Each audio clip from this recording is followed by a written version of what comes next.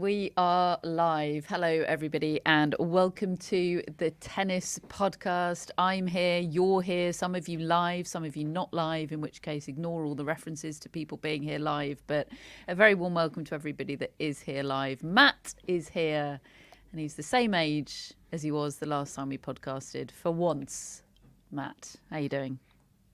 Hello, I'm very well, thank you. And for those who are watching live, update is, still nothing on the wall, but some rearranging of the shelves has happened, and there are some little treats in there for people who are watching live to enjoy. So, slowly but surely we're getting there on my live feed.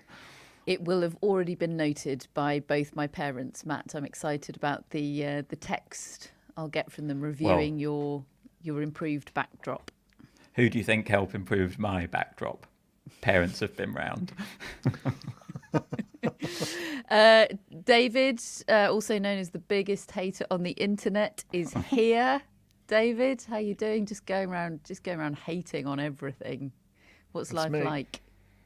Yeah, it's good. It's good. I mean, the only downside to having cultivated the perfect backdrop in the first place is that there's just nowhere else to go. It's kind of like being Novak Djokovic or Rafael Nadal or, at the French Open. But anyway, no, I'm fine, thank you. I've just been swanning around, ruining everybody's day locally after having done it on the internet the other day. So, that's me.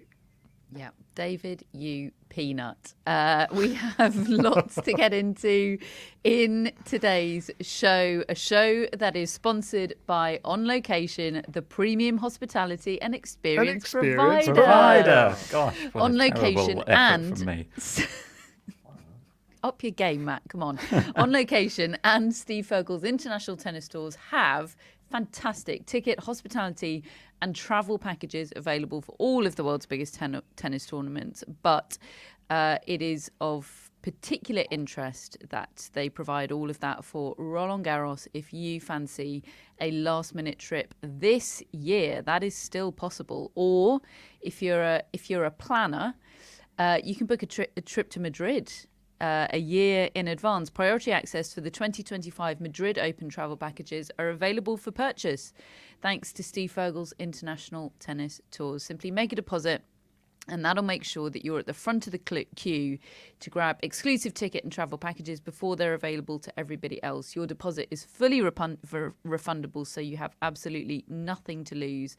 Once the packages are unveiled, On Location's team of experts will help you craft the ultimate Mutua Madrid Open experience, including premium seating and wonderful accommodation. So it's basically a kind of bespoke experience. And Tennis Podcast listeners will get an additional 5% off their package purchase once the official on-sale date is live. Just head to tours4tennis.com/podcast. That's tours, the number 4tennis.com/podcast for more information. Terms and conditions apply. That little interlude from me has given everybody in the chat lots of time to remark upon everybody's various backgrounds, which was slightly distracting for me because it's so enjoyable. Matt, overall, people are pleased with the improved situation. But I think there won't be, no one will achieve peace until that blank wall is filled. I put such pressure on myself to fill it with something good, haven't I? Yeah, I hope you've got stuff to put on these famous shelves that are going up. Okay, that's for another day. For today, we are talking mostly about Madrid, and we start, of course, with the final that we were looking ahead to in our last show recorded on Friday morning. Iga Swiatek, the top seed against the second seed, and two-time former champion, the defending champion, Aryna Sabalenka. And let's just say it is a match that did not disappoint. Swiatek beating Sabalenka 7-5, 4-6, 7-6, 9 points to 7 in the match tiebreak. She saved 3 championship points along the way. She fell flat on her back and celebrated like she had won some sort of triple crown style event. It was absolutely everything we wanted from this tennis match and so much more. And recency bias alert here. It's one of my favourite tennis matches I have ever seen.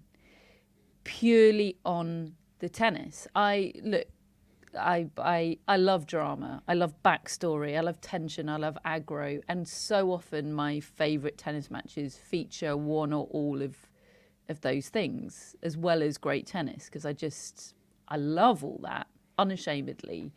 But this was just pure excellent tennis, and the purity of it just made my heart sing. I wasn't worried about one of them flaking mentally, or one of them not having it mentally, or one of them flaking physically. I just was glorying in the quality of the tennis and the fact that they both played pretty much at their peak, sustained for 3 hours in a huge match and a huge occasion. And it was absolutely stunning, David. A joy. Yeah, we might as well end the podcast there, really, because what else is there to say? I mean, I don't see how anybody can disagree with that assessment. What I would like to add, I think, is something you said shortly afterwards when we were chatting about it, and we were all just sort of drunk on the 3 hours that we'd enjoyed. And you said that it's the best non-Grand Slam match I think you've ever seen, and I said, well, I don't see how I don't remember seeing a better Grand Slam match than that. And you said, yeah, but the point being the stakes, the history, the importance, and I totally take that on board, because I think the way to put it is, if had this been a Grand Slam match, I think we're talking about it as maybe the greatest match that we've ever seen in women's tennis, alongside maybe a Nadal Federer Wimbledon final of 2008. It was up there, because I don't see what it possibly lacked. You had two players playing their very best tennis, I would say. Some fans of either may disagree. I would say it was very, very close to their best tennis at the same time. It was winners galore, and if it was errors, they were extracted by previous brilliant shots from the opponent.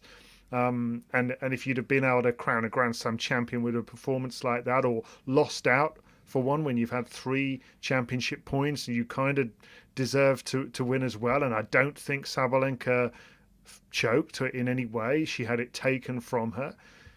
It really was a joyous experience to watch. I'm sure Arina Sabalenka fans may feel a bit differently about that, but this was the performance I've wanted to see from Iga Swiatek for a while.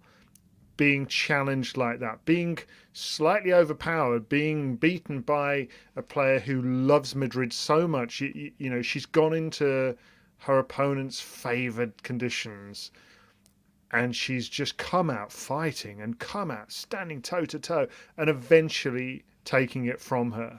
And the level that Swiatek had to reach in order to win that match was mind-boggling. I was giddy on it. I felt like I was holding my breath through lots of it, because the rallies were just, well, you can't get that back, and oh, you can't get that back, and one after another, these earth-defying feats were being achieved by these two players, and they seemed high on it as well, and I loved that they both enjoyed the challenge, and I think we can count ourselves very fortunate to have seen it. I think what I loved about it is it felt to me like it was pitting like a couple of pieces of WTA law against one another. And it was a case of which would come out on top, because Iga Swiatek wins the first set on a clay court. She has not lost a clay court match from a setup since she became a major champion. You know, that is such a marker normally, that she is going to go on and often dominate matches, but certainly win. But then she comes up against Arina Sabalenka, who, as we spoke about the other day, once she gets her teeth into a match, and once she finds her range in a match on her ground strokes and her biggest shots, she feels like one of the most unstoppable forces in the game. And that was the situation we were suddenly in the third set. Who is going to come out on top? Swiatek, historically so good on clay in this position, or Sabalenka, so tough to stop when she's found her range. And I also think like great matches need great moments, and we got those as well. Like I will not stop thinking about Aryna Sabalenka's second serve ace at 30 all, 4 all in the final set. Like, where did that come from? That was epic. And then also the way Iga Swiatek saved one of the match points that Sabalenka had with just a swiping forehand winner. Like, those two things, and I could have picked out many other moments, but those to me will stay with me. And they sort of elevated this match from, something really good to something really great, I would say. And just like you, I was impressed with Swiatek's defense up against Sabalenka's attack, and how they both just held it together mentally in those tightest stages. Sometimes I've watched both those players, and I think they can seem a bit on edge sometimes in matches. There was absolutely none of that. They were both so calm, so free, playing well right to the end, and it was just an absolutely awesome match. I feel like one of those ones where both players come out with just so much credit going into sort of Roland Garros, which we've got on the horizon now. Yeah, I know it's obligatory after a tight match for pundits to kind of ask themselves or pontificate on what made the difference, because that's punditry 101, isn't it? But I just feel like that's kind of pointless here. What made the difference is Swiatek won an extra point. And it could have been Sabalenka. I know that's not good trade for people that make it a living out of analysing tennis, but that's what it felt like to me. Nobody crumbled. Nobody dropped their level. It just so happened that if they'd played a best of 10 point tiebreak, Sabalenka could have won it. If they'd played best of 13, Swiatek could have won. I do think it could have gone either way. It's a 50-50 is used far too much. I was thinking about it in relation to penalty shootouts the other day in football, and how it seems obligatory for pundits going into penalty shootouts to go, well, it's a 50-50 now, isn't it? Well, it's not. It's not necessarily, because some teams are better than penalties at others. One team might have prepared more than others, having anticipated penalty shootouts more. It's not necessarily a 50-50. Just because it went 7-6 in the third doesn't mean it was a 50-50. But in this case, it was. It really, really was. And I think we're going to have a very different conversation, aren't we, with regards to the men's final, which on paper was kind of almost as close. Didn't quite get down to the tie break, did it? But almost as close. However, I think the beaten finalist in that one will have quite some regrets. Whereas I think this is a genuine situation for Sabalenka, where I hope she comes away from Madrid with nothing but positive feelings and positive momentum going into the rest of the clay court season. It's hard to believe there's another 1,000 event before Roland Garros, isn't there? I put to you that she may have one regret or one concern, which is if she can't beat Swiatek there, what chance has she got at Roland Garros? That's not a regret; it is a fact. Yeah, but this was her chance to get a win and get some psychological upper hand in that rivalry in the immediate term. Now, it feels very unfair to suggest that she's behind in that particular match. I mean, as you say, 1 point, but it does make me think, well, if Swiatek plays anything close to that, I'm not sure that it's as close in Rome. I'm not sure it's as close in Paris, because the conditions just suit Swiatek more. Sabalenka doesn't have the conditions that aid her game, that altitude and so forth. At the same time, I mean, really, we should have ended up, to be honest, with a final of Sabalenka at the French Open last year, and that would have been very interesting. I mean, listen, we ended up with a fantastic final, and Mukova deserved to turn that around. But I hope Sabalenka can build on it, and that wasn't the peak of her clay court season. I'm loving this group. I mean, we ended up with 3 absolutely cracking matches that I will remember from Madrid. All of them women's matches. Collins, Rybakina, Sabalenka, Swiatek. And I just want to see these women get to the sharp end of the tournaments over the next month, because that could be something really, really memorable. Yeah, I think, look, Sabalenka beat Swiatek in Madrid last year and didn't go on to win the French Open. As you've said, like, Madrid is a little bit of an outlier in terms of conditions. It doesn't always translate to what's going to happen at Roland Garros, and I completely agree. Like, everything at Roland Garros is more in Swiatek's favour than it was even in Madrid. So the fact that she's managed to win Madrid, I just think makes Swiatek even more of a Roland Garros favourite. But what I would say is that I've been thinking, David, about that line that you brought up on Friday's podcast that Serena said about Sabalenka when they played at the Australian Open those few years ago. If she wants to play power, let's go. And I think that's a really interesting line, because I think sort of ever since, Mary Carrillo came up with the term big babe tennis to kind of describe that era of women's tennis, late 90s, early 2000s, there is this slight sort of battle for supremacy in terms of like who basically just is the best power player on the tour. Like there's always a few players who brand themselves as sort of power players. And I think Serena held that sort of, she was the one for so long. She held that title for so long. I think when Serena said that, probably Osaka actually held that title. Like, if you were going to bring up your best power tennis back in sort of 2020, 2021, it was kind of Naomi Osaka who had it. But I think what Sabalenka's shown this week is that right now that sort of title belongs to her. Like, she beat Collins and she beat Rybakina, and those are the matches of big power tennis. So I do think that Sabalenka sort of her position in the sport was sort of cemented a little bit this week during Madrid, even though she didn't actually sort of end up beating Swiatek in the final. She sort of marked herself as a clear, like, if I bring my big power tennis against the other players, I'm kind of the one. And we saw that at the Australian Open as well. Like, she didn't totally need to prove it this week, but she kind of did. And,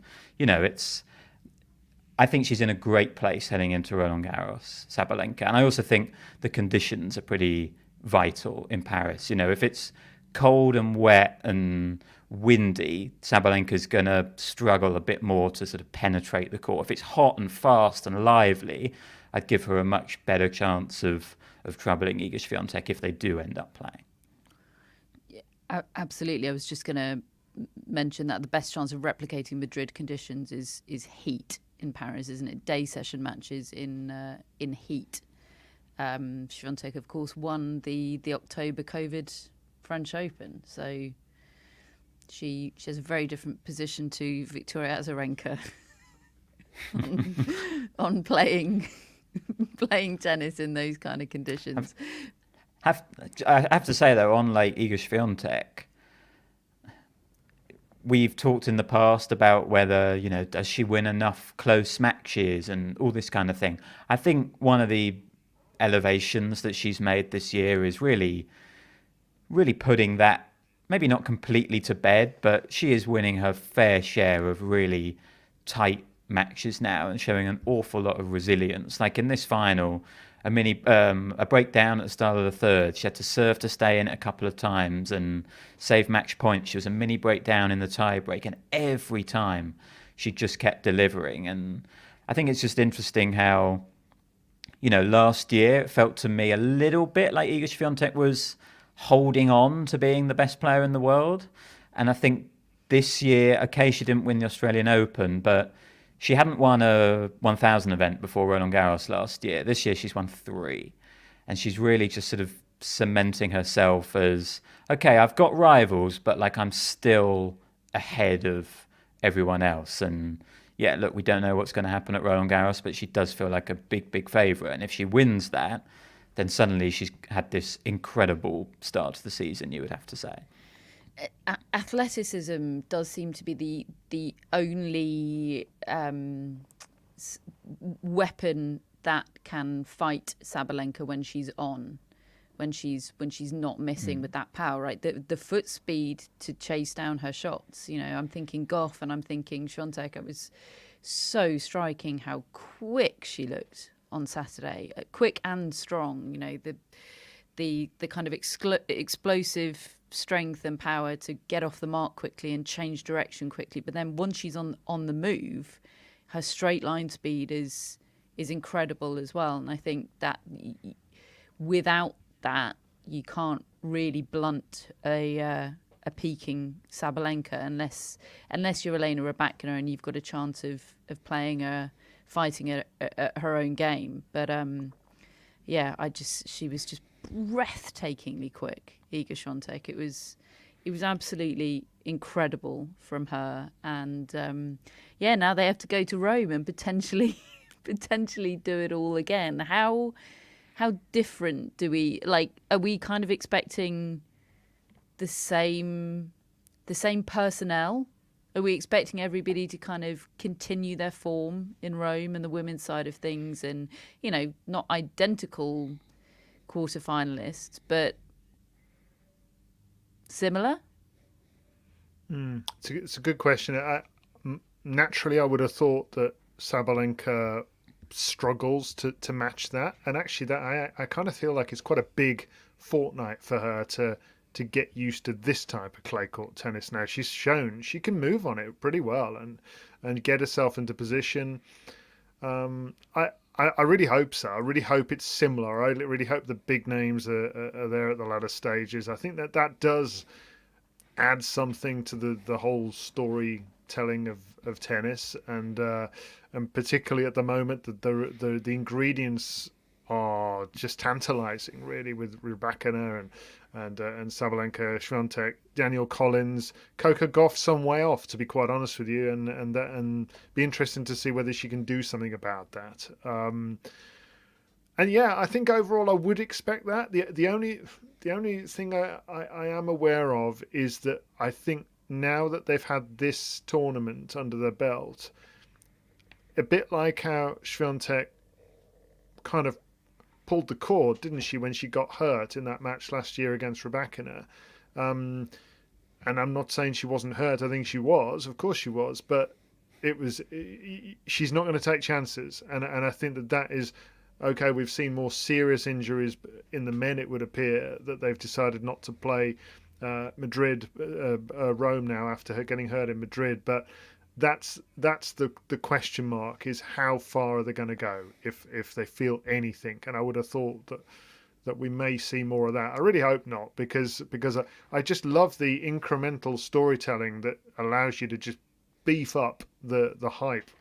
Not that I need much invitation to do that ahead of the French Open. Last thing on this match, and maybe there was stuff out there that I didn't see. I have been trying to keep off Twitter after last week's debacle, but nobody was tweeting. No players were tweeting about how great the match was. Do you remember Sinner Alcaraz in Miami? Well, insert Sinner Alcaraz match here. Feels like every top player, men and women, is tweeting about how great it is. Or, you know, Djokovic Nadal matches in the past, or Alcaraz Djokovic in Cincinnati. Everybody's tweeting about it. I felt like nobody tweeted about this. Maybe it's because it's women's tennis. I don't know, but or maybe I missed all the tweets. I was definitely off it, so can't help you. Yeah, I'm looking at you here, Matt. David's being a hater in the real world these days. I definitely liked a tweet by Daria Savol about the match. She was watching it. But I think generally that probably feeds into, you know, the fact that the WTA posted like a 5-minute highlight package of this, which is, you know, if you imagine if that was a men's match, Tennis TV, you know, which, you know, sort of ATP media would have had, you know, 8 different videos lined up about this match, and it would have been everywhere. And that's a good thing. That's what we want. We want this match to be everywhere. I think, you know, there's probably also a point that Iga Świątek said at the end, like, who's going to say now that women's tennis is boring? She said in her sort of little speech after the match to the crowd, and I didn't totally know who that was aimed at. It was potentially aimed at Madrid as a tournament, and I think it's notable that there were more empty seats for the women's final than there were for the men's final, in that they don't market that tournament, the women's event, well. Like, the way that they've treated that event, they've treated it as inferior all these years, and that is then going to be reflected in kind of the way that people turn out and see it. So, like, I think it was potentially aimed at them. If we are... Yeah, I was going to say, could it have been aimed at Sabalenka? I was going to say, if we're going at Catherine's wanting to find some aggro to elevate this match into even higher echelons, maybe it was there. Matt, but if you've got some for me, maybe it was there. And look, so Sabalenka said at the start of the tournament that she doesn't watch as much women's tennis as she watches men's tennis because it's not as interesting to her, and she thinks there's more strategy in men's tennis, I believe was her quote. And I think she later sort of clarified it by saying that she sort of has to watch more women's tennis for work purposes because she's studying opponents. There was some crisis communications. There was from whether there was some urging from the WTA. I mean, if there was, well done WTA, because that needed to happen. But exactly. Yeah, she rode back a little bit. Yeah, which was a relief because they were disappointing quotes. Like, you can big up men's tennis without putting down women's tennis. And anyway, like, women should be supporting women, really. And I love it when, for example, Danielle Collins is always talking about how much she loves the WTA Tour and they're part of it. Big it up. It's great.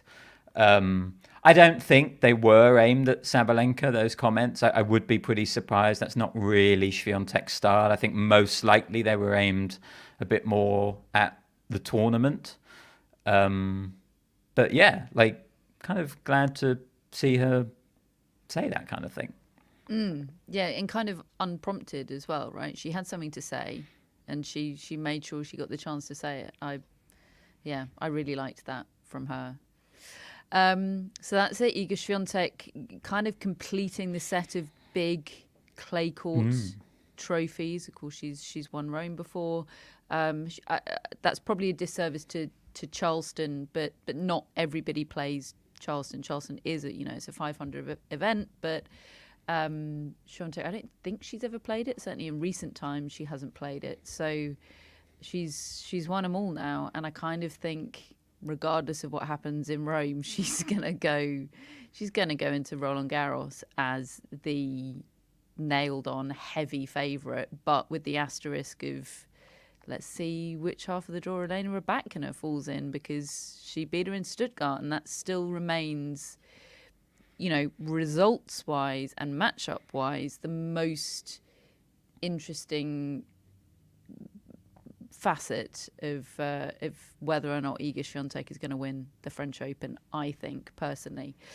Before we move on to talk about the men's finals and the semi-finals, or rather kind of one semi-final and one injury-wrecked non-event typical of the Madrid men's event 2024.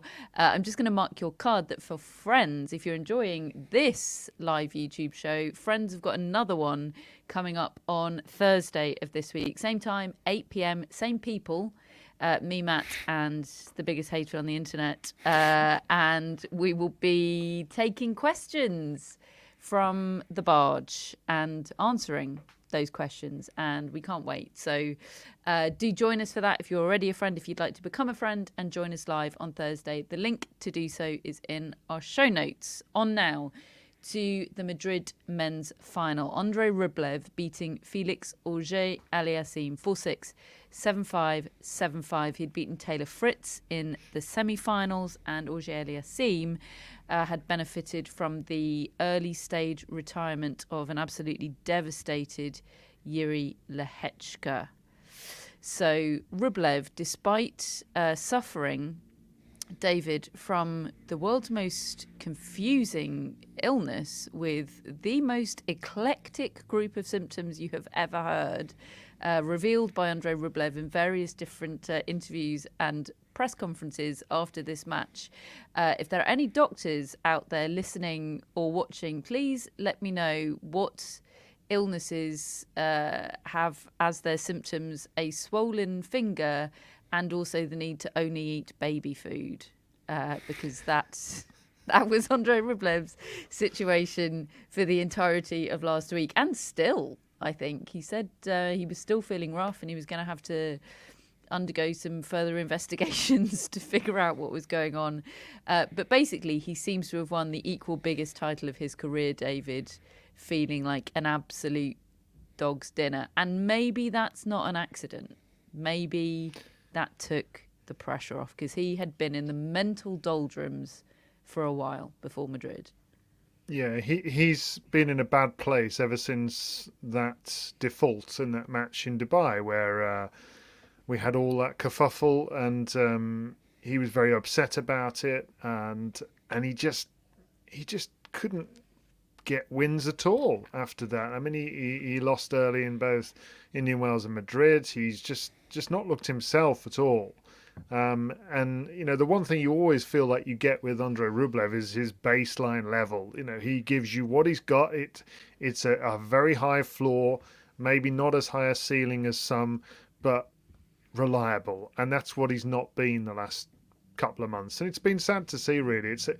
I always think I always feel quite conflicted with him, because he just seems like such a great guy, and yet I struggle to watch him when he's just raging at himself, and I feel bad for him, but I also don't want to watch it. I certainly don't want to expose my kids to it a lot of the time. But at this tournament, he came out and he was gritty. I mean, gritty anyway. You take away the illnesses and he was gritty. He was fighting through some tricky matches and getting good wins. And then when it started to come out just how rough he was feeling all the way through the tournament, that is a mighty achievement. And then on the day itself, I mean, he went 4-1, 40 love down. I mean, we'll come on to Auger-Aliassime's side of that in a while, but from Rublev's perspective, to be 1-4 and 40 love on the other guy's serve down, and really struggling to cope with the pace of shot, not really seeming to be quite there, and the commentators we had, Miles McLagan, was saying that he understood that he was feeling unwell, and I feared the worst. I feared another retirement, or at least a really one-sided match, and to have that strength of character and determination to just dig in and find a way back and make it close enough so that he could ask questions of a guy who maybe if that was somebody else, he might not have had that chance, both in terms of quality and having been there and done it, because Auger-Aliassime isn't used to this in the way that some of these guys are, and hasn't proved himself the way that Alcaraz and Sinner and Medvedev and Djokovic and Nadal all have. But you can't take anything away from Rublev in that regard. He that was a fantastic win for him, and hats off. I hope he feels better soon, because I mean, he did look like he was in a right state. He was really, I mean, he was a classic Rublev, wasn't it? It was sort of tragicomedy, the way he's just sort of laughing at himself and the absurdity of his various ailments, but dealing with them in a really human way.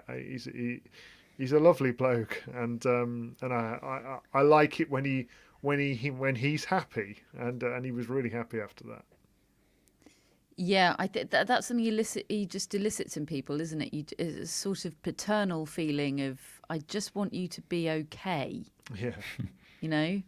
Please let Andrei Rublev be okay one way or another. And look, I want Felix Auger-Aliassime to be okay as well. But look, there has been a lot of highlighting and discussion around his route to the final, which is absolutely not his fault. It's not his fault. He got 2 walkovers and a retirement. He did what he needed to do. He beat Casper Ruud. That is a big victory. You beat the guy in front of you. I get that. But it was a tremendous opportunity that was handed to him. It was a tremendous slice of luck. I don't think he'd have been reaching that final without that slice of luck, and I don't think that's a particularly controversial thing to say on the basis of Felix Auger-Aliassime's recent results. You know, he hasn't been doing anything close to reaching Masters 1000 finals, so he was handed an enormous slice of luck. And yeah, you look at that scoreline, and he was competitive in that final. He did not play badly, but I do think he squandered an enormous opportunity, and he will have substantial regrets, or at least he ought to have substantial regrets. Matt, what do you think? Yeah, I think there was a part of me that sort of felt like I didn't want Felix Auger-Aliassime to have a big moment of winning a Masters 1000 event, which it would have been. It would have been, you know, the biggest sort of individual title of his career. Obviously, he's helped Canada win the Davis Cup, which was big, but I sort of didn't really want that to come with an asterisk, and it certainly would have done. You know, it wasn't just one retirement or two, you know, three. That's an awful lot, and one of them being Yannick Sinner as well, you know, who, you know, sort of had Yannick Sinner been fit and able to play, almost certainly would have sort of stopped him. So I just didn't want that for Felix, for that to happen. And yet in the final, obviously, you know, he puts himself in a position 4-1 up. And I think Rublev, feeling how he's feeling, if he's up against one of those players that David's listed there, you know, who's sort of been there and done it a bit more, I don't know whether we quite see the same level of resilience from Andrei Rublev. Like, it was really impressive resilience, and I sort of credit him for that. But I think almost the fact that he knew he was up against Felix Auger-Aliassime, who hasn't won at that level before, has got to give you a little bit of belief, if you're Andrei Rublev, that maybe there was a chance of getting back into it. I thought that the backhand remains a weakness for him. I think 25 unforced errors off that side in the match. It's just such an area that Rublev can target. And also his return diminished as the match went on. But, you know, that was a good win over Casper Ruud, and it is overall a positive for him to, you know, to reach a Masters 1000 final, even in those circumstances. But I do think he will have some regrets about that final. There was some, you know, discussion that maybe he wasn't kind of feeling his best, and maybe sort of not having to play 3 matches isn't good preparation for going into a final like that, which, you know, I think, again, you could analyse that 2 ways, because you would think that maybe he wouldn't start the match well if that was the case, if his sort of competitive juices weren't quite ready from the week. But he did start this match really well. It was strange to me how he tailed off, and maybe that's a sign that he wasn't quite feeling physically right himself, because he hadn't played a lot of tennis, and yet he was needing massages on his legs, and he was stretching those out. So, you know, perhaps he was more affected than we know. But I do think he let that one go, and it's probably an indication of what we've said before about him, just kind of missing those fangs, and that's a killer instinct in these big matches. Fangless David? I don't know. I mean, I think, look, he's had some big wins. I think of the Davis Cup particularly. I think that showed some real guts, and he sort of took ownership of that particular tie, and he did build on it, and he had the Rotterdam win, or that, I think that maybe that was before, but even so, since then, and I know he's had injuries, I do understand that, but he hasn't looked like the same player from that Davis Cup since that I can remember, and I think the problem is it does accumulate. It's a lot of losing, I'm afraid. As a tennis player, unless you're one of the very best, and even when you are one of the best, you have to lose a lot of matches. And he just looks like a young guy who was told all this stuff was going to happen to him by loads of people around him, people like us, you know, the hype train and all the rest of it. How can you not be affected when actually that doesn't happen, and you end up losing lots and lots of matches, and you get criticise because that's the nature of the sport. It's pretty unforgiving in that way. And I just think he looks uncertain. He looks uncertain in the most important moments. I mean, when he was 4-1, 40-love up, sorry, you just have to stamp down on that set and win it efficiently and then get into the next set and try and get that early break. And he doesn't have that. There are places to go, as Matt said, weaknesses. He just doesn't have that at the. I don't know whether he can develop it, but he looks like it's not really there. That ability to just have no doubt whatsoever and just impose his game. And he was trying. I mean, listen, he was serving well. He was hitting the forehand well until he wasn't right at the end. And the truth is the serve was keeping him in it. And then suddenly it's 2 double faults in a game, and including one on match point to actually lose the match. And I felt for him. Because he like Rublev, he just seems like a really great guy and somebody who you want to pull for and see good things for. And I keep repeatedly going back to the time I saw him thrash Yannick Sinner a couple of years ago and think, well, where's that differential? Was that a total one-off? You know, is he not able to do that? Or has Sinner just gone shooting off into the distance and improved that much? But with a weakness like the backhand, and also, you know, he was trying to hit drop shots, and some of them were working, but they all look very clunky. It almost looks like he's sort of keyed in the coordinates for a drop shot at a specific point, and they don't really feel right. And I don't mean to be mean to him by saying that. I know it probably sounds that, but that's just how it looks. And I'm not sure how much more there is there. I think if you put this performance on other surfaces, I mean, look, he's done it indoors. I'd love to see what would happen if the Davis Cup Felix Auger-Aliassime came out at the US Open or at Wimbledon or something like that. I'd love to see that. I don't think that's we've the seen thing. It was an indoor final in Madrid, though. Like, you know, that was in his favour. The thing is, and I could be wrong about this. I'm reading between lines, but my empathetic sense with Felix Auger-Aliassime is that I feel his self-doubt. I felt like he stepped onto court in that final, himself very aware of the route that he'd had to get there, rather than thinking, yeah, I got some luck. I've earned it. I've earned it, you know, over all sort of 6 years of my professional career or whatever. Rather than finding a way to spin that in his mind, he was deep down feeling sheepish about it, and that is entirely normal, but maybe not for a champion. You know, like that there is a necessary level of self-delusion with being a top tennis player, and I'm not sure he possesses it. I think he might be maybe too normal or too self-aware or too in touch with his emotions. I don't know. I don't think any of those expression turns of phrase that I've just come up with are quite right, but he just radiates self-doubt to me. I feel it in him. He's too well adjusted. He's maybe it'll make for a happier human being.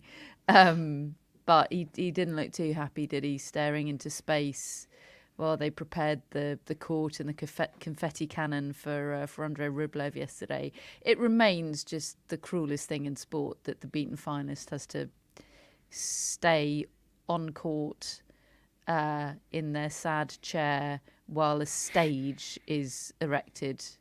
And confetti falls on them. Yeah, it's absolutely brutal.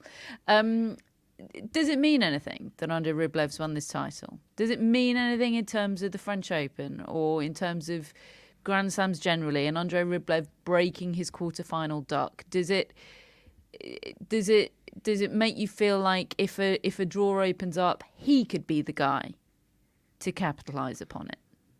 Well, what I would say is that this draw at Roland Garros may well open up, given the sheer number of injuries we are looking at right now. Medvedev, Sinner, Alcaraz, and Nadal, obviously. And I tell you, the guy who won the tournament's Novak Djokovic.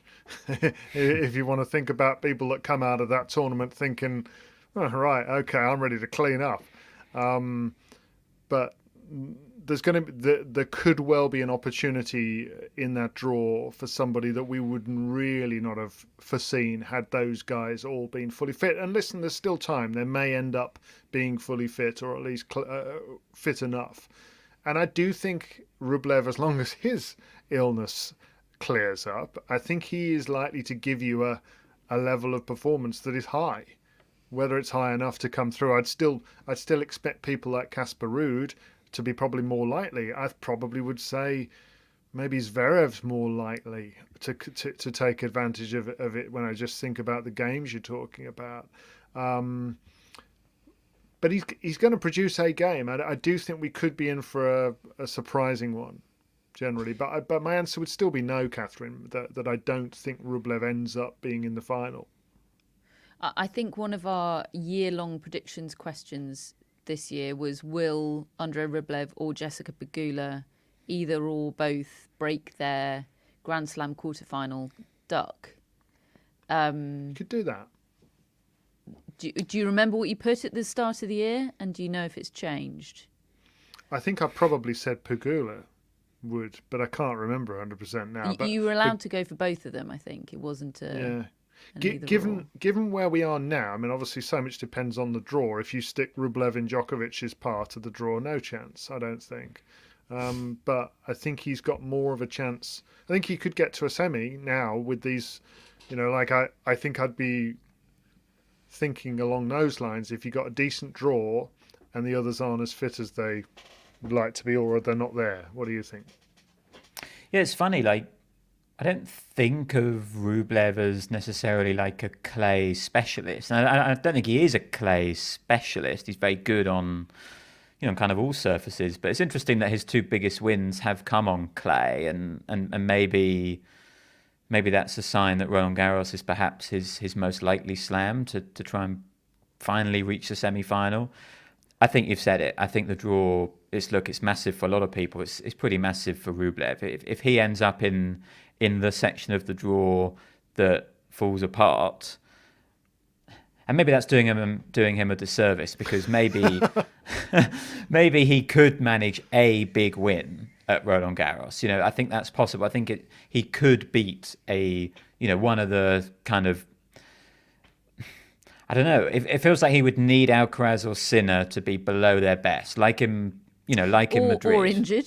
So well, exactly. That's kind of what I'm saying. We know that this is kind of the most uncertain men's Roland Garros in years because of Alcaraz and Sinner being as they are.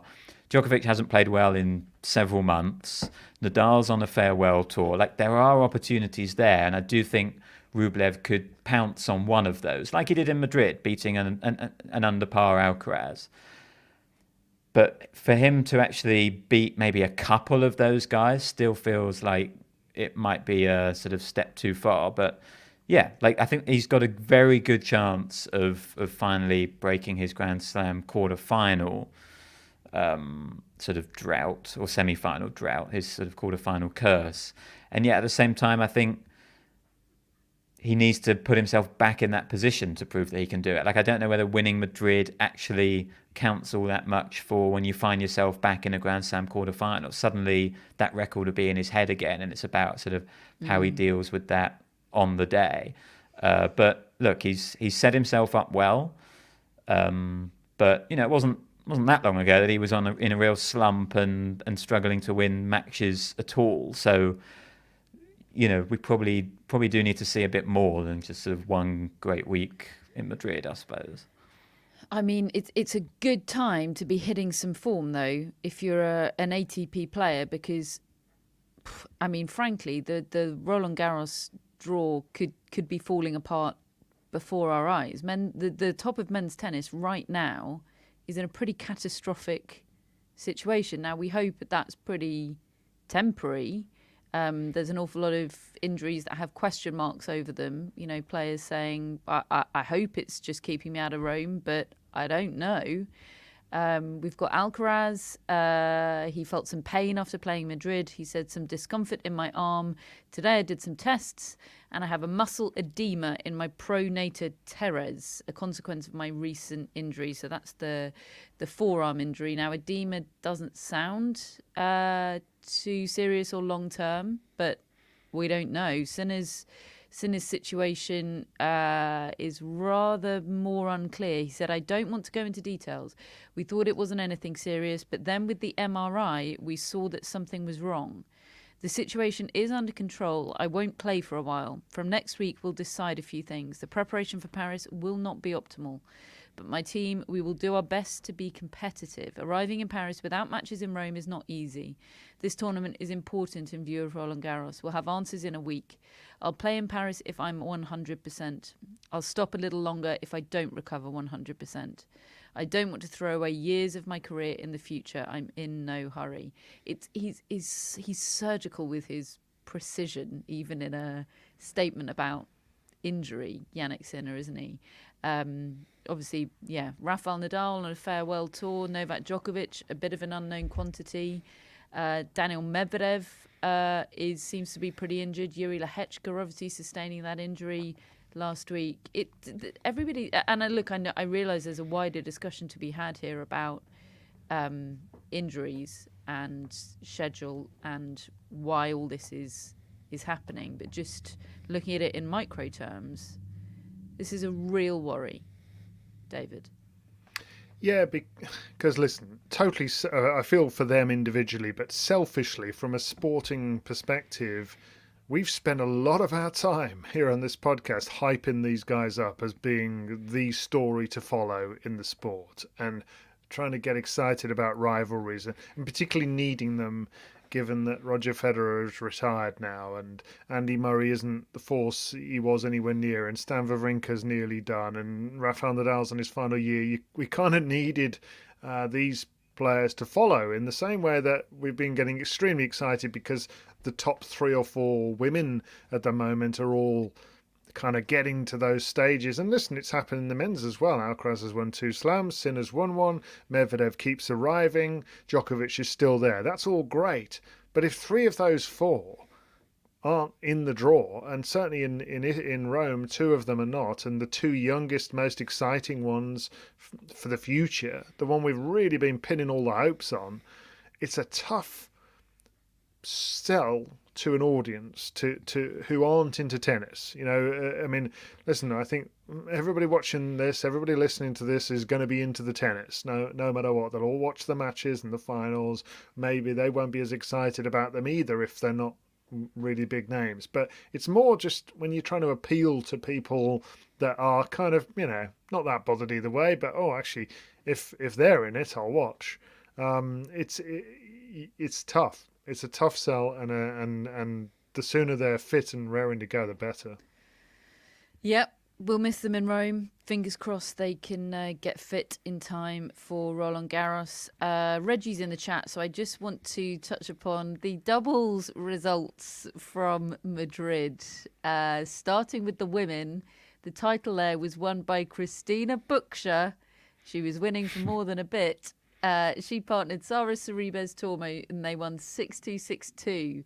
An absolute demolition job in the final over Barbora Krejcikova and Laura Siegemund.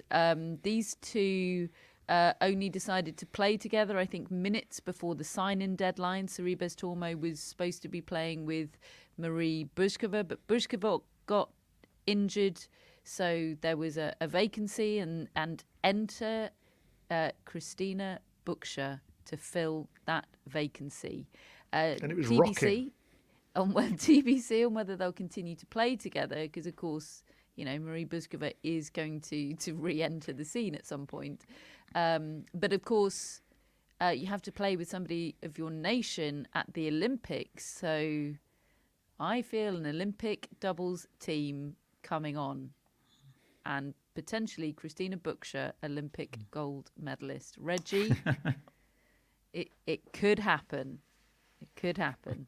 The men's doubles title was won by Sebastian Korda and Jordan Thompson 6-3, 7-6 over Ariel Bayer and Adam Pavlicek in the final. Of course, the ATP were trialling these new things in the doubles. I mean, last year the doubles was won by Rublev and Hashanov, wasn't it? Who were obviously singles players. So, yeah, it's been won by a couple of singles players. But anyone got anything to say? I'm pretty unmoved. Matches were a bit shorter and sharper because of some of the changes, reducing the time between points. And I was listening to some of the doubles players. I mean, you got people like Matt Ebden, who's on the council, and obviously was part of proposing all this and explaining the reasons for it, and only having the tournament in the second week of these Masters 1000s, and others were less positive about it. Jamie Murray was kind of, could see the benefits of some of it and didn't like other elements. I do like obviously anything that can reduce the amount of time between points and the dead time is good. I do wonder whether these second week ones, whether singles players are going to risk that. If they are genuinely serious about going deep into the second week of a tournament, and is that when they really want to start playing the doubles? I'm not sure, but I still think it's right to try stuff, and I think we've seen that in the next gen finals. Quite a few things they've tried there have ended up becoming things that we now just take as for granted, whether it's Hawkeye Live and towels and all those sort of things. So, I definitely think the sport needed that mode of the sport needs shaking up to some degree. So we'll see. Yeah, they've got to reduce. Sorry, Matt. They've got to reduce the amount of time teams spend chatting behind tennis balls. It's got to go. Sure, I can get on board with that. It sort of struck me that make a serious point, Matt. Not well, it that struck that me wasn't that a serious point. I really do believe that, but if they're trying to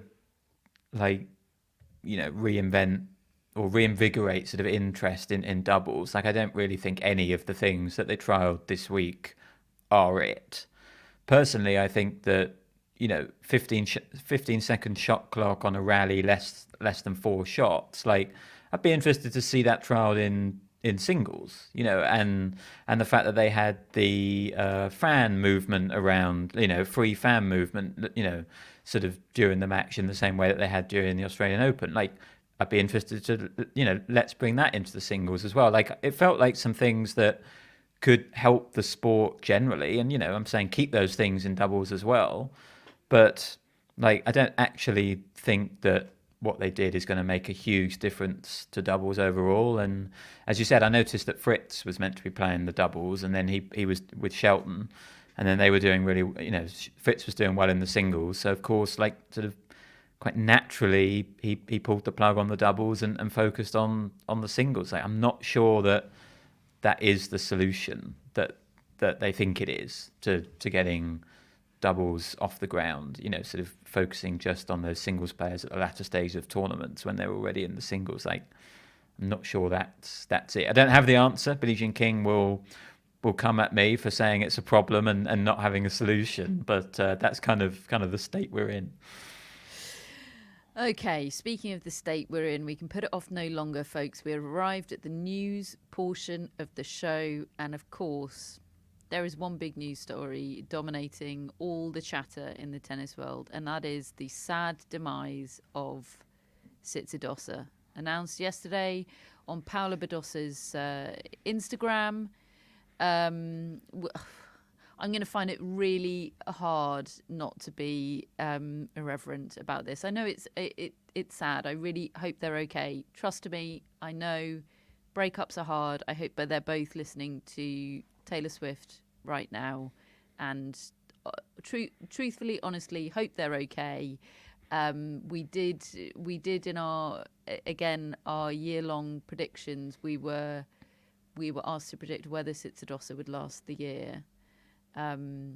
David, do you remember what your Yeah. prediction was? I said they would. Yeah. David is an optimist. So So they you're- probably feared the worst when I said that, because my record isn't that good, is it? David's predictions curse has come down on Sitzidossa. Matt, do you remember what you thought?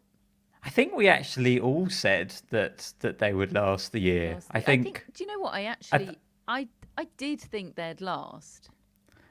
I think they lasted longer than I thought they would, and yet I still ended up kind of surprised that they had broken up, because they seemed pretty good together. It must be just awful breaking up with a tennis players breaking up. I mean, they're going to see one another. Like, presumably they've bumped into one another today. Like, you can unfollow one another on Instagram all you like. Which they have. Which they have. Have they? All of the stuff in the statement about how amicable and lovely the breakup is, unfollowed on Instagram straight away. I did fear the worst But they're going to bump into one another like every day, David. when he was asked to describe her in a word, in 3 words, and one of them was diligent. I did fear the worst. To be honest, that was a couple of months ago, wasn't it? But anyway. You mentioned Taylor Swift. You mentioned Taylor Swift, David. Catherine. I was listening to LOML today, and the lyric, it was legendary. It was momentary. Sort of came to mind for Sitzidossa. Tsitsipas Badossa's Matty Healy. Who's that? Who can say? It's sad though, because Rome was the place of the Tsitsidossa's inception, wasn't it, last year? What, didn't it even last a year? No, it was almost like, we've got to do this before we hit the year point, because there's an anniversary. Somebody didn't want to have to buy an anniversary gift, maybe. Anyway, look, I know I'm being me about it, but I hope they're okay, and especially having to bump into one another all the time. I mean, that just sounds absolutely dreadful. We've talked quite a lot about Rome, but I'll just whiz you through some interesting things from the draw. Rafael Nadal has got a qualifier in round number 1. If he wins through that, he will face Hubert Hurkacz. Good draw, bad draw? Any thoughts and feelings? Bad draw. Bad draw? Okay. Yeah, it feels like a bad draw for someone who's struggling like with their serve. Like you've got to be holding serve against Hurkacz, because he's a tough guy to break. Like even on a clay court. You don't get any but rhythm. What I mean is, Nadal was unseeded, so like he was always going to have to face someone of note. Yeah, but it in the opening could have been somebody in less good form and with a rubbish serve. You think Hubert Hurkacz? But yeah, but it could have been Djokovic. Yeah, true. It's not Djokovic. It's Hubert Hurkacz. But I take your point. I take your point. I'd have rather it drawn Djokovic. That would have been more fun.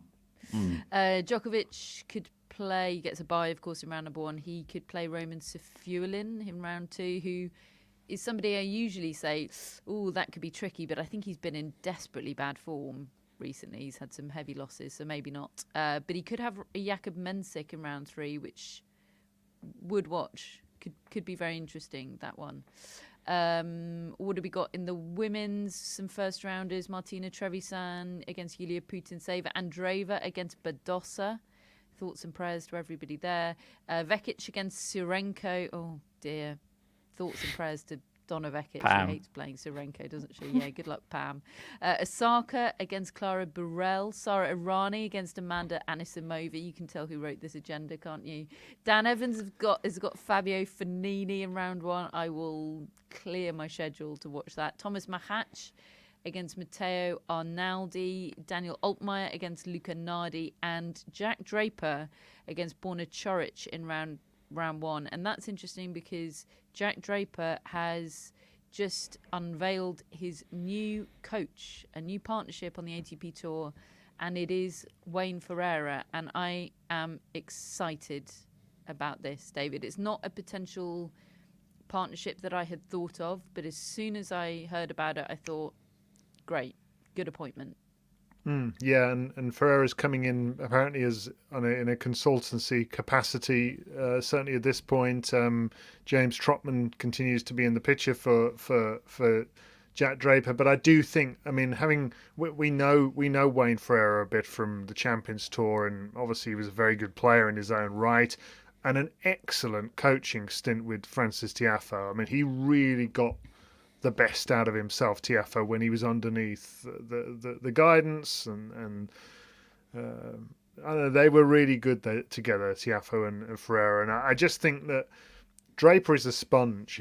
He's so dedicated, so determined to make the best of himself, and he's kind of just hit a bit of a dead end, really, in terms of progress at the moment. He still plays well and wins some, but he doesn't get wins that you don't expect him to necessarily get, that might shove him onto the next level. And I think that Ferreira's know-how, and having been there and done it and helped a guy come through, I just reckon that could really work.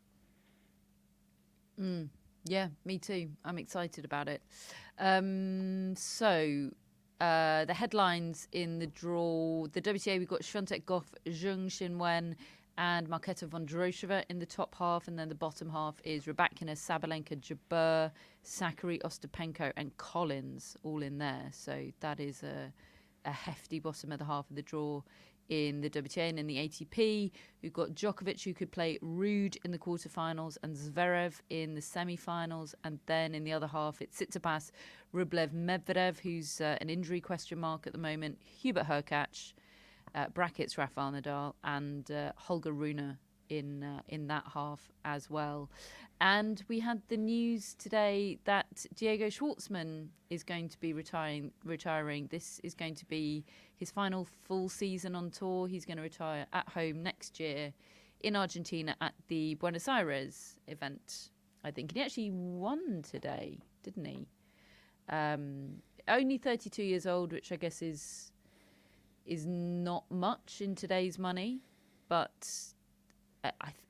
it feels like the right time, doesn't it? It's his trajectory has been waning.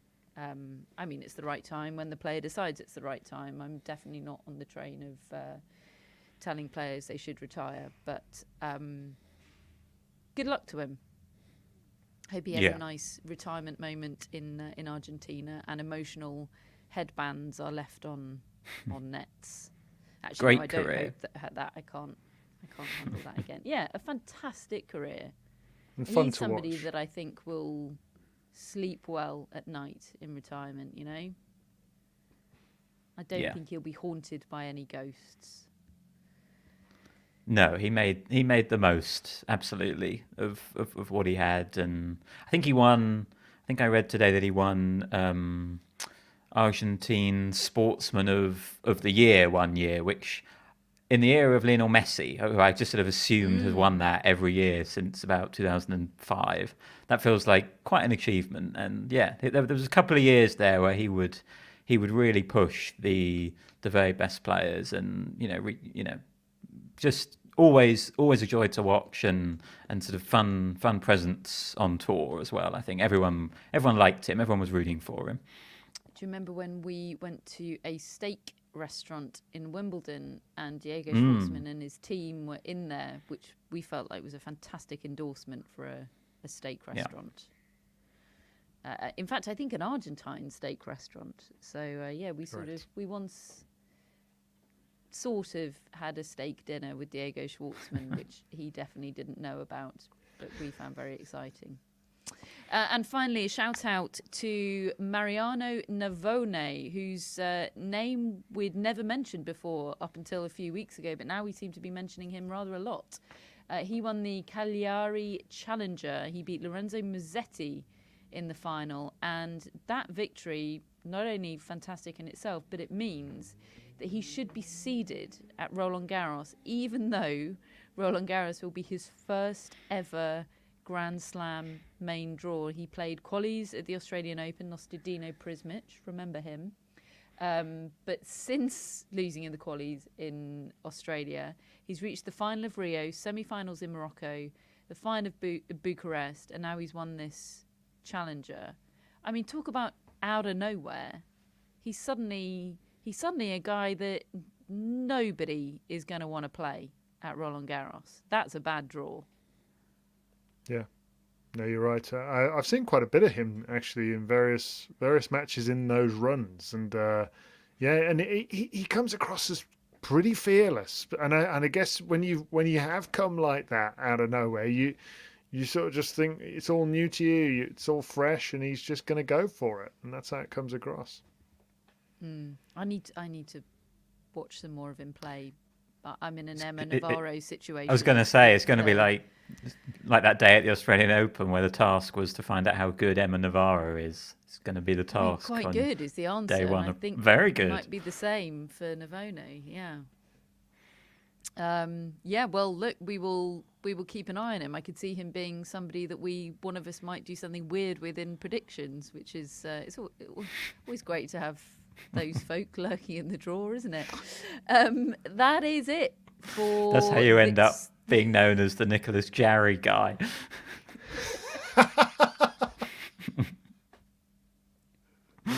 You love that bit, Matt. That is it for this week's tennis news, except to tell you about our mascot for this episode. That mascot is Kevin. Kevin is a 4-year-old rescue living with his dads, Jason and Peter, in Brooklyn. Peter now has a Taylor Swift song named after him. Lucky Peter. He's a perfect mix of Bull Terrier, Dachshund, Border Collie, Beagle and Retriever. What a mix. I'm assuming that Jason and Peter did one of those dog genealogy tests. Or maybe they were just present at conception. Who can say? Let us know, Jason and Peter. When not sleeping, his favourite activity, he enjoys snacks, chasing squirrels and making friends. Billie Jean just heard me say the words squirrel and perked up. He loves watching tennis on TV most of the time, except when his dad goes crazy during tight Rafa matches. He's more of an Alcaraz fan. And here he is on a sofa, clutching a tennis ball, watching Carlos Alcaraz. And he's lovely. I'm going to pop a picture of him on our Instagram. And a correction, a very important correction, I have been told, on the subject of mascots from last week. You might remember we were discussing Huey from Thursday's show. Hello, lovely Huey. David was asked who Huey, Dewey and Louie were.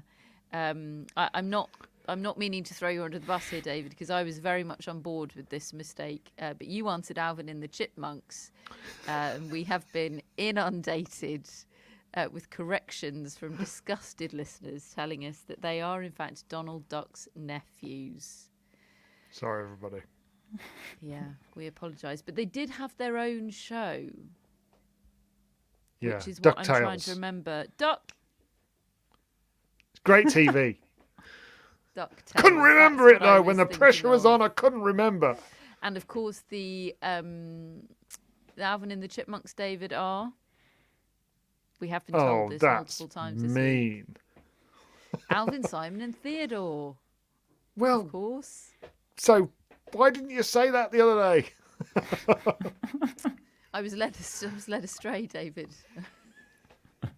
You're my authority on all things, you know. Right, we have our mascots. I scored some points this week for the dearly departed Darwin. Thank you to Iga Swiatek, David, and Francis. I was 1 point away from 150. 3 times. Matt, Haida, and Soma for you. Any points? Yes, thanks to Iga Swiatek too. Old reliable. Billie Jean is sponsored by Billie Jean King and Alana Kloss. We have our top folks and executive producers, Jamie, Jeff, Greg, and Chris. And Matt, we have shout-outs. We start with Bastian, who is in Mönchengladbach in Germany. Like Borussia Mönchengladbach. Yeah. Indeed. Right, Bastian. Hello, Bastian. Bastian said he's been a listener to the pod since Charlie the Ferret times. Wow. Our first ever mascot. Aw. I've always wondered about the name Bastian. Is it short for Sebastian? Or is it a name in and of itself? That's my Like question. Schweinsteiger. Yeah. Or Not a Corder. tennis player. No, but married Although- to Anna Ivanovic. Married to Anna Ivanovic, so I've made that work. Thank you, Matt. Very Bastions everywhere. Let us know. Is it short for Sebastian? It's fine either way. I would just like to know. Thank you, Bastian. We've also got Josephine Maybom from Lausanne in Switzerland, We've Stanmore-Rinker had Josephine territory. before. Hello, Josephine. Come, Josephine. Josephine, in my flying machine. I think you might have done that before as well, possibly. Now, if Ruben is listening, I don't want that edited into any kind of anything. I do. Go for it, Ruben. What have we got for Josephine? Big fan of Tennis Relived and jealous that her mother and sister met us at Roland Garros last year. So we need to complete the set. Josephine, say hello if you see us. Hannah doesn't know who Josephine in a Flying Machine is. I believe it's an old sort of song, nursery rhyme type thing, but I know it because Leonardo DiCaprio sings it to Kate Winslet in Titanic. Yep. Thank you, Josephine. And finally, which is perfect for our live show because I know she's in the chat, we have Vicky Spreadbury. Oh, hello, Hi, Vicky. Vicky. We love Vicky. We've always loved Vicky, but Vicky knitted. Well, Vicky made us baked goods at Wimbledon last year, first and foremost. That was great. Obviously sensational. But Vicky also knitted the most incredible and touching dress for my baby niece last summer when she was born. It says "on the boat" on it, and she's grown out of it now because that's what babies do. But it was the most wonderful, special thing, and Vicky is a wonderful, special person, and we're very glad to have her as a friend. And Vicky is very present on the barge, as are lots of you that are in the chat today, and we're going to be answering questions from the barge in Thursday's live YouTube show for Friends. And one last little promo for that. We are going to be making a very exciting announcement in Thursday's show as well. You'll all hear about it, but we'll be making it in Thursday's show exclusively for Friends. So if you want to jump on board that train, the link to do so is in our show notes as always. Thank you all so much for listening, for joining us live tonight, if indeed you have joined us live, for getting involved in the chat, for getting involved in the chat on the barge. Thank you to Hannah. Thank you to Wooly, whose incredible log is going to be appearing on our Instagram soon. Thank you, David. Thank you, Matt. We'll speak to you soon.